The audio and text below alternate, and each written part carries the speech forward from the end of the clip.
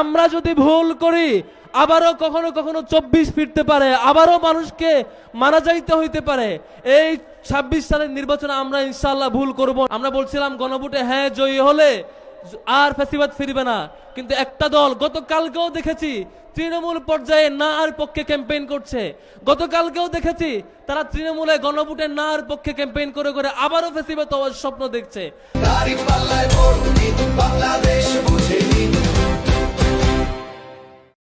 আমরা কি জুলাইয়ের 1000 শহীদ হওয়ার পরে সেটার প্রতিশোধ ইনশাআল্লাহ হ্যাঁ ভোটের মধ্য দিয়ে দিব তো? ইনশাআল্লাহ আমরা হ্যাঁ ভোটকে জয়ী করবো ইনশাআল্লাহ।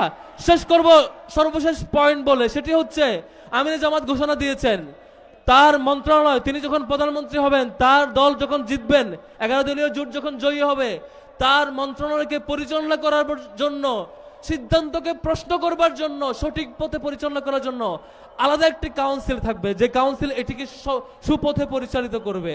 এবং এর মধ্য দিয়ে একটা দল তার মতো করে যে ফ্যাসিবাদ হয়ে ওঠে, একচ্ছত্র সিদ্ধান্ত নেয়, ভুল সিদ্ধান্ত নেয়, সেই সুযোগ ইনশাআল্লাহ থাকবে না।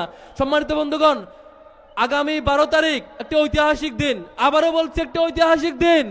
আমরা যদি ভুল করি আবারও কখনো কখনো 24 ফিরতে পারে, আবারও মানুষকে মারা যাইতে হইতে পারে। এই 26 সালের নির্বাচনে আমরা ইনশাআল্লাহ ভুল করব না। কেমন? গত 50 বছরে যে সংকট আমরা পার করেছি, আর কোন সংকটে আমরা পা দিব না। আগামী 12 তারিখ কোন মার্কায় ভোট হবে? কোন মার্কায়? এবার কোন মার্কা জিতবে ইনশাআল্লাহ? কোন মার্কা? সবাই দাঁড়িপাল্লাকে জয়যুক্ত করে 12 তারিখ ফ্যাসিবাদকে নির্মূল করব এবং ইনসাফকে কায়েম করব ইনশাআল্লাহ।